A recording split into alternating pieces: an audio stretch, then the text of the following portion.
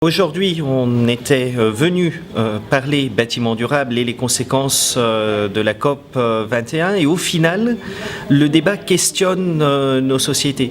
Quels sont les usages du bâtiment? Quels sont nos modes de vie? Comment vont-ils évoluer pour aller dans le sens de la résilience vers une société qui soit une société de la transition écologique? Donc au final, on discute des bâtiments, on discute de leurs habitants. Les habitants sont des citoyens, des consommateurs, des contribuables. Eux-mêmes doivent aller au travail, se déposer et se déplacer suivant des modes de circulation qui sont de plus en plus doux.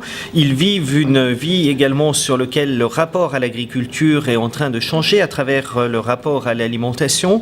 Le rapport au mode de vie est en train de changer et finalement la meilleure manière d'avoir un investissement sur le moyen et sur le long terme qui est raisonné, c'est de travailler par rapport à l'évolution de ces usages, de penser prospective, de se dire dans un monde où on ne connaît pas les limites mais sur lequel on va avoir vraisemblablement de plus en plus de canicules, de plus en plus d'inondations, de plus en plus de phénomènes climatiques extrêmes.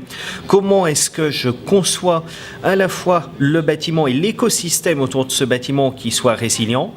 La France a des atouts importants par rapport à ceci. Le plan bâtiment durable en est un. Le fait d'avoir des centres-villes historiques et d'avoir une multiplicité d'économies au sein de ce centre-ville en est également un.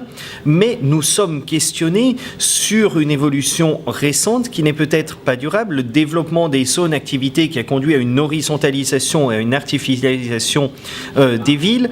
Le fait également de devoir repasser d'une société de la propriété à une société des usages. On se rend compte que notamment pour les traits urbains, des modes de déplacement comme Autolib, Vélib en complète complémentarité avec les transports en commun et les circulations douces sont dans notre quotidien.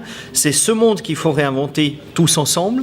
On a besoin de beaucoup d'ingénierie dans le financement, ce qui n'a pas forcément été encore complètement fait. Il faut y travailler. On a besoin de connecter les différents interlocuteurs, que le monde associatif, que l'économie sociale et solidaire travaillent encore plus avec les collectivités locales et avec les entreprises. Il y a une place pour une diversité de solutions.